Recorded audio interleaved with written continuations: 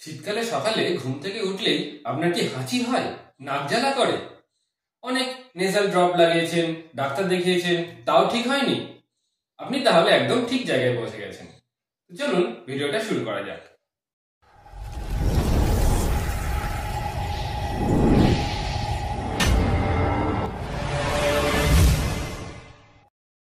সকালে ঘুম থেকে উঠলেই আমাদের হাঁচি শুরু হয়ে যায়। অনেকের আবার নাকও জ্বালা করে, ঘুমতেই চায় না কিছুতেই। তাহলে আপনি প্রথমেই যেটা করবেন, ঘুম থেকে উঠেই সরাসরি মেঝেতে খালি পায়ে পা দেবেন না। সবসময় একটা স্লিপার বা চপ্পল ব্যবহার করুন। আর সকালে উঠেই ঠান্ডা জল খাবেন না, ঈষদুষ্ণ গরম জল খান। শীতকালটা সাধারণত গরম জলেই স্নান করার চেষ্টা করবেন। আর দিনের বেশিরভাগ সময়ই আপনি একটা মিডিয়াম টেম্পারেচারে থাকার চেষ্টা করবেন। অর্থাৎ আপনি যদি এসিতে থেকে অভ্যস্ত হন, যেমন অনেককে অফিসে বেশিরভাগ সময়টাই এসিতে থাকতে হয়, তাহলে আপনি বাড়িতেও এসিতে থাকার চেষ্টা করুন। বা আপনি যদি শীতকালে যে টেম্পারেচারে ঘরে থাকেন, অফিসেও গিয়েও সেই টেম্পারেচারেই থাকার চেষ্টা করুন। বেশি রোদ লাগাবেন না, আবার বেশি ঠান্ডাতেও যাবেন না। শীতকালে ঠান্ডা জাতীয় খাবার যেমন কোল্ড ড্রিঙ্কস, আইসক্রিম এগুলো এড়িয়ে চলবেন। এছাড়া নিম, তুলসী, আমলকির মতো ভিটামিন সি যুক্ত খাবার বেশি করে খাওয়ার চেষ্টা করবেন।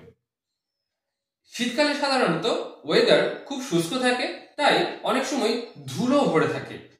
আর এই ড্রাই ওয়েদারের জন্য অনেক সময় ডাস্ট অ্যালার্জিও হয়, আর সেখান থেকেও আমাদের হাঁচি হয়।